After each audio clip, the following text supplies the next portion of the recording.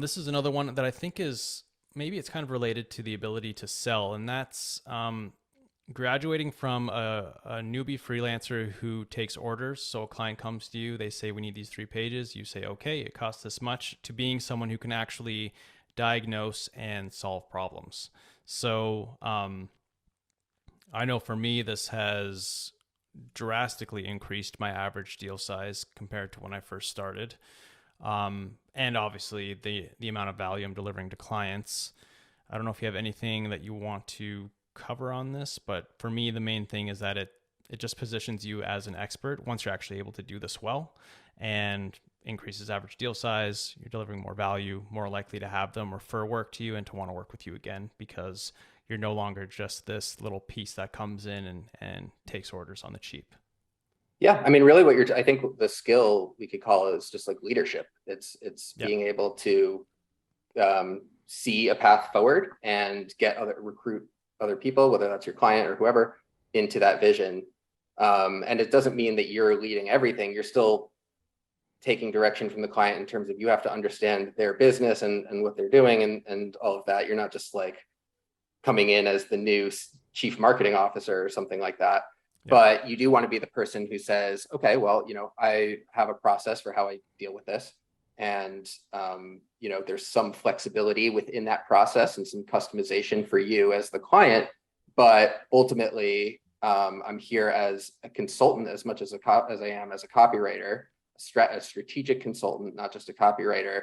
Mm-hmm. And if you don't put yourself into that, if you don't have prospects and clients seeing you that way as that expert consultant, and you are just kind of the hired hand, like that's not a pleasant way to make a living. And we all kind of have to do a little bit of working through that, especially if you don't know how to write copy when you're starting out as a freelancer.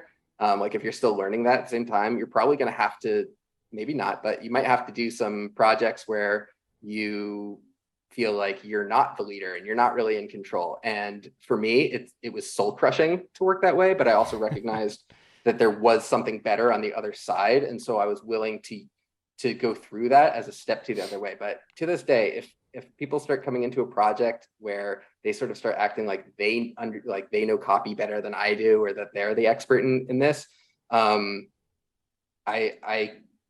it's not just about the money for me, and that I can't charge as much if they don't see me as the expert. It's also just that like it crushes my sense of autonomy, and maybe my identity is like too wrapped up in this. But the fact of the matter is, like, it's very important to me that the client sees me as the strategic consultant and not someone who's just here to type or to write words. Yeah.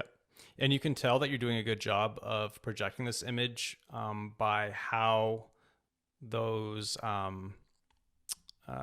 like leads come into your inbox. So when I first started, it was very much like, hey, we need 5 pages. This is what's going to go in the 5 pages. What do you charge? Whereas now it's more, they'll come to me with a problem. Like, hey, our product has changed fairly significantly. We've added to it. We've got this new product.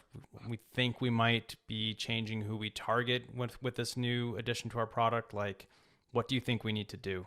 Like that's more common. Or I've even had some where they'll be like, hey, we have $25,000 to spend. How would you spend it?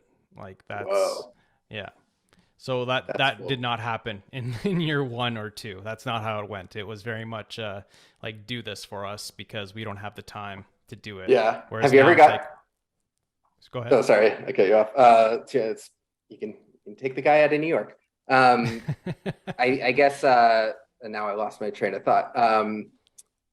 Yeah, totally lost it. Oh, you're going to say, have you ever had, Oh yeah, when someone sends you like an email or they fill out your intake form, and it's like, they're almost like bossing you, or they're like, you will do this. And it's like a list of like all of these like detailed requirements. And you're like, I've had that. Oh, I'm not. Yeah, for sure. Yeah, I've definitely had that before. And yeah, I often don't even respond to those types anymore because I just know there's no way that I'm going to turn that into a good project. No. But in year 1, I would have taken it for sure. Why not? Oh, You got to, I you got mean, to get the money. yeah, and there's so much just going through it. And I also feel like, we've covered, Do we have any skills left to cover, or have we? Oh yeah, we do. We have a couple. I have one more list. Well, like one and a half. Yeah, listed. Okay, cool. So I'll hold my my thoughts until we finish that. I'll probably forget. Yeah, and I will say though that I do still sometimes take on a project where, because it's a tighter timeline and they do have a fixed budget and they're like, hey, we've got this launch coming up. It's in a month. We need 8 emails. What's it going to cost us to have you write these emails? And I'll do that sometimes, just as long as I'm transparent about the idea that, I'm not going to be able on this timeline and with this scope, I'm not going to be able to inform your strategy. You guys are going to put that together and I'm going to execute. And those can still be and sometimes even more like per unit of like effort and time, like even more lucrative on occasion, as long as you're not giving them a huge price break, because you're not doing all that strategic work. Because that strategic work, as you know, like you can go down rabbit holes and dead ends, and it is time intensive. Yeah, having that time capped, I think, is having that work based on a short timeline and tying it to that timeline is a good way to deal with that. And that's how, I mean, some people make a killing only selling day rates, Yep. That's a whole nother episode. I've never done it before. I know you've experimented with it, but yeah, I've definitely seen people do well.